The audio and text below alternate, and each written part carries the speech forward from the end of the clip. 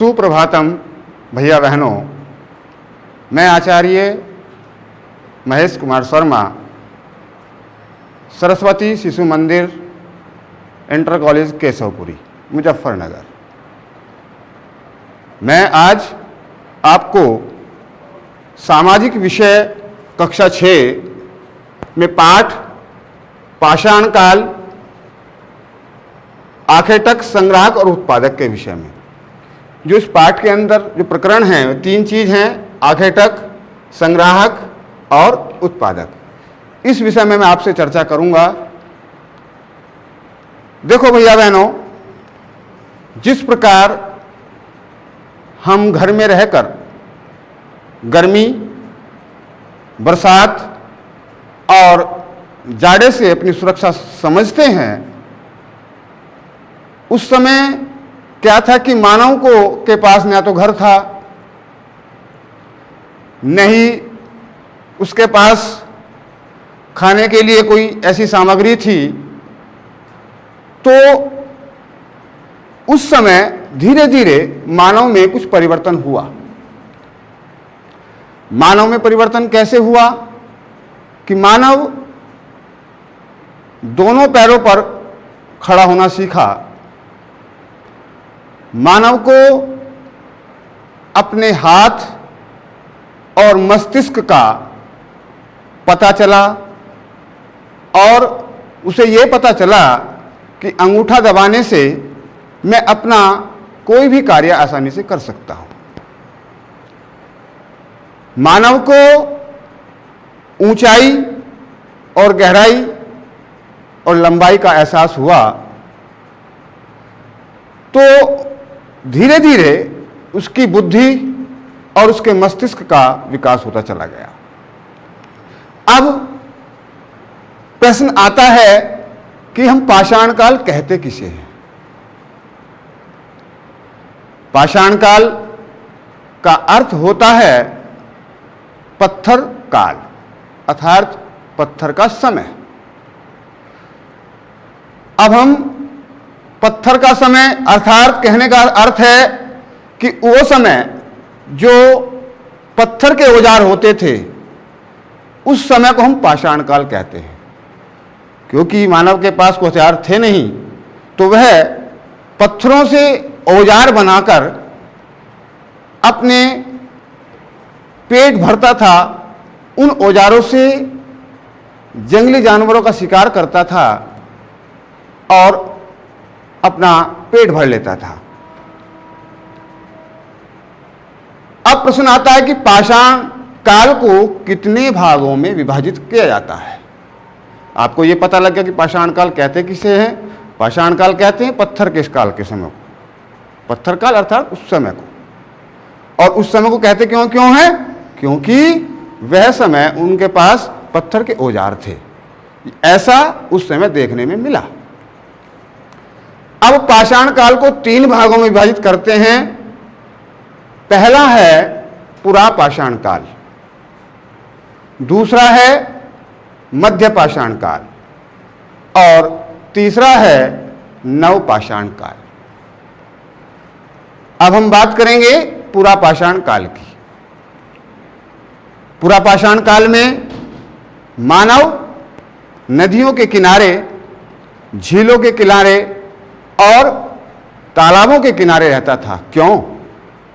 क्योंकि वहाँ जो जंगली जानवर थे वह पानी पीने के लिए आते थे और वह मानव उन जंगली जानवरों का शिकार बड़ी आसानी से कर लेते थे। अब उस समय के पुरा पाषाण काल के जो औजार हैं, मैं वहाँ ले चलता हूँ आपको। पुरा पाषाण काल के जो औजार हैं वे सुडौल नहीं थे, अर्थात उनकी कोई आकृति नहीं थी, बेडौल थे। क्यों थे? क्योंकि उन्हें औजार बनाने का ज्ञान नहीं था। जैसे भी उन्हें पत्थर नुकीले मिल जाते थे, उन्हीं से वे अपना शिकार कर लेते थे और अपना पेट भर लेते थे। अब क्या हुआ कि धीरे धीरे वे जंगलों में रहने लगे और वहाँ भेड़ बकरी आने लगी उनका शिकार करने लगे, मांस खाने लगे। उन्होंने पत्थरों के औजार का निर्माण किया। और पत्थरों के औजार का निर्माण कैसे किया? जब वे पत्थर में पत्थर मारते थे तो चिंगारी उत्पन्न होती थी, वो पत्थर को घिसते थे। इसी प्रकार उन्होंने आग की भी खोज कर ली। उन्हें ये पता लग गया कि यदि हम पत्थर को पत्थर से रगड़ेंगे तो वहाँ चिंगारी उत्पन्न होगी। इस प्रकार उन्हें आग का भी ज्ञान हो गया। प्यारे भैया बहनों, अब आता है मध्य पाषाण काल। मध्य पाषाण काल में जब वो धीरे धीरे जो इनकी उपकरण थे, उनको पता लग गया कि उनको रगड़ने से उनको आकार दिया जा सकता है, तो मध्य पाषाण काल में इन्होंने कुछ इसमें बदलाव परिवर्तन किए अपने औजारों में और उनको एक आकृति दे दी।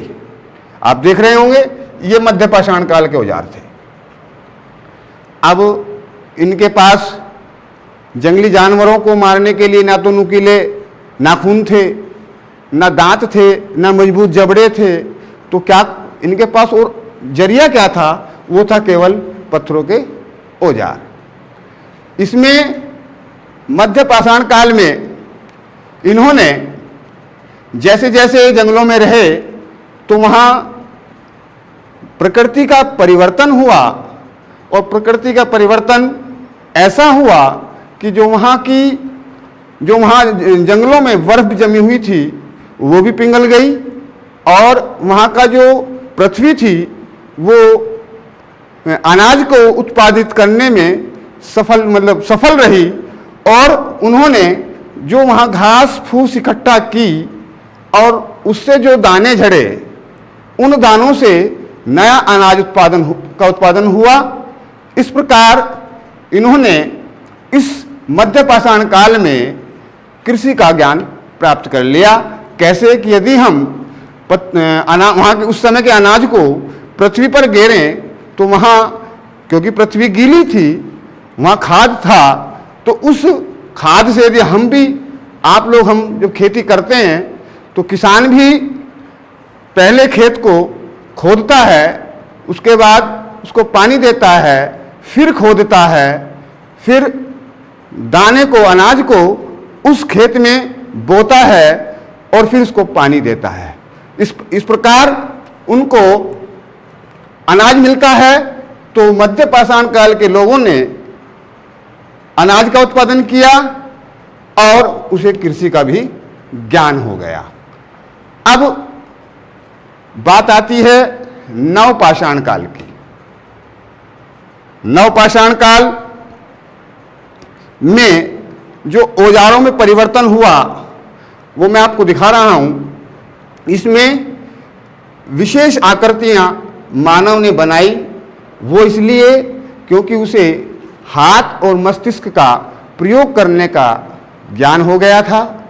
इसलिए उन्होंने इन पत्थरों के औजारों को एक विशेष आकृति दी। इस समय पाषाण काल लोगों ने मिट्टी के बर्तन बनाने शुरू कर दिए। अपना रहने का निवास मिट्टी इकट्ठी की, उससे मकान बनाया।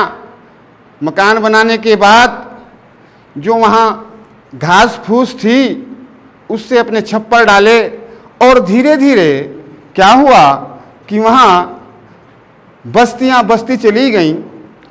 अर्थात उन्होंने इस मिट्टी से बर्तन बनाने प्रारंभ कर दिए। जब मिट्टी के बर्तन को आकार देना प्रारंभ कर दिया तो इन्होंने मिट्टी से ही एक बहुत बड़े पहिए का आविष्कार किया, और उस पहिए के आविष्कार से इन्होंने मिट्टी के बर्तन बनाए, और पहिए का आविष्कार से उन्होंने बैलगाड़ियाँ और रेलगाड़ियाँ बनाई, जिससे वह उन्हें आने जाने की यानी कि यातायात की सुविधा हो गई, सामान ढोने की सुविधा हो गई। फिर उसके बाद धीरे धीरे जैसे परिवर्तन होता चला गया तो इन्होंने वहाँ धातु का आविष्कार किया और धातु और तांबे से मिलकर जो नई वस्तु, नए बर्तन बनते थे, उनका आविष्कार किया। इस प्रकार विशेष इसमें उन्होंने पुरापाषाण काल में पत्थर के औजार बनाए, आग की खोज की। मध्य पाषाण काल में अनाज का उत्पादन किया और कृषि का ज्ञान प्राप्त किया। नवपाषाण काल में मिट्टी के बर्तन के साथ साथ पहिए का आविष्कार किया, धातु का आविष्कार किया और तांबे व धातु से मिश्रण से बनी हुई वस्तुओं का निर्माण किया। अब मैं सभी भैया बहनों से एक प्रश्न करता हूं कि आप अपनी उत्तर पुस्तिका में यह लिख कर लाएंगे कि पुरापाषाण काल से, यानी कि जो पाषाण काल था उससे और अब वर्तमान जो काल है उसमें क्या भिन्नताएं रहीं, उसको अपनी उत्तर पुस्तिका पे लिखेंगे। धन्यवाद।